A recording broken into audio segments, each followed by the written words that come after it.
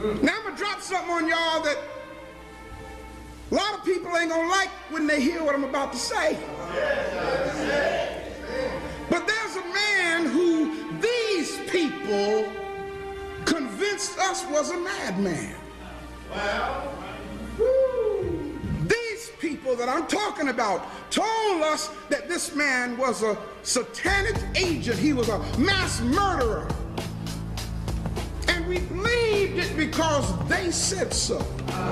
Everybody say this: when you control literature, you control what people think.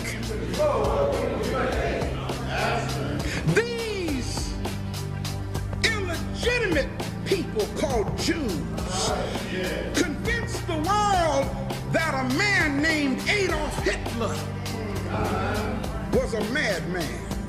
And we all grew up understanding that Hitler was a tyrant, that he was a madman. But I'm going to be honest with you. After doing some research on this,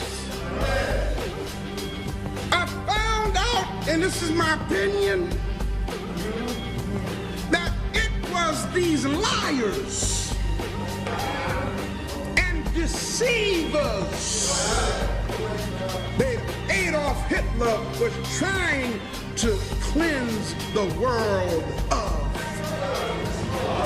That's just my little humble opinion.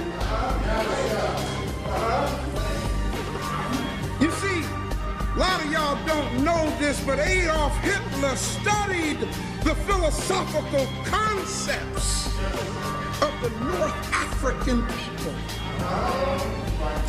And Adolf Hitler had come to realize the theft of African historiography by these deceivers, by these illegitimate Caucasoids who took on the identity called Jews. Hitler adopted one of the oldest symbols of God consciousness on this planet. It's called the swastika. We have come to hate the swastika because we've been taught by these people that the swastika is a symbol of Nazi Germany. That's not true. Now let me take you to school right for a minute here. If you look at the, first of all, the swastika comes back to us from ancient Egypt, 10,000 years BC. And if you look at the swastika, what you will see, those of you of the craft, you will see 4 squares. Representing 90-degree angles. You multiply 4 times 90. You come up with a perfect circle of 360 degrees, which represents the sun, the giver of life. So the swastika was actually an ancient Kemetic symbol that represented God consciousness.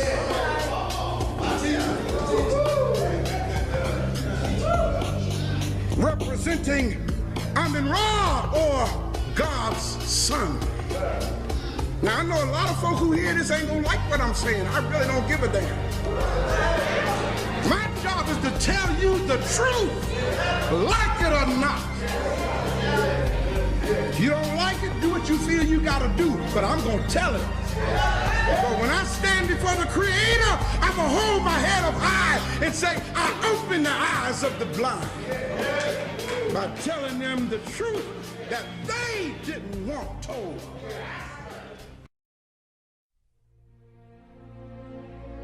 Ja, das deutsche Volk war ja damals eine Demokratie vor uns. Und es ist ausgeplündert und ausgepresst worden. Nein, Was heißt für diese internationalen Hyänen Demokratie oder autoritärer Staat? Das interessiert die gar nicht. Es interessiert sie nur eines. Ist jemand bereit, sich ausplündern zu lassen? Ja oder nein? Ist jemand dumm genug, dabei stillzuhalten? Ja oder nein? Und wenn eine Demokratie dumm genug ist, dabei stillzuhalten, dann ist sie gut. Und wenn ein autoritärer Staat erklärt, ihr plündert unser Volk nicht aus, weder innen noch außen, dann ist das schlecht.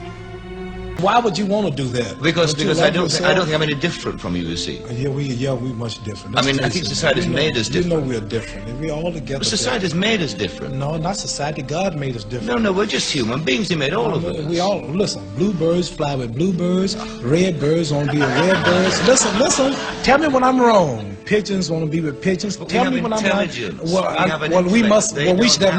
They don't have intelligence, but yet they stay together. We should have more intelligence than them, right? Buzzards are with buzzards. Buzzards are with buzzards. Bluebirds are with bluebirds. They all are birds, but they got different cultures. The eagles like to hang out in the mountains. The buzzard like to fly around the desert. Well, the bluebird like to fly around the trees and the grass. There'd be certain problems, a buzzard mating with a sparrow, wouldn't there? What? There'd be certain... Right. And we have the problems too. No, I don't see no black and white couples in England or America walking around proud, holding their children. That's because society... And going out. That's society's fault. I mean, we've got to educate people around it. Well, life is too short for me to be raised catching hell for something like that. I'd rather go and be my own. I have a beautiful daughter, beautiful wife. They look like me. We're all happy, and I don't have no trouble. No trouble. I ain't that much in love with no woman to go through all that hell. Ain't no one woman that good. You understand? I understand, yeah. I do understand. I understand. I think it's sad that it ain't sad because I want my child to look like me. Every intelligent person wants his child to look like him.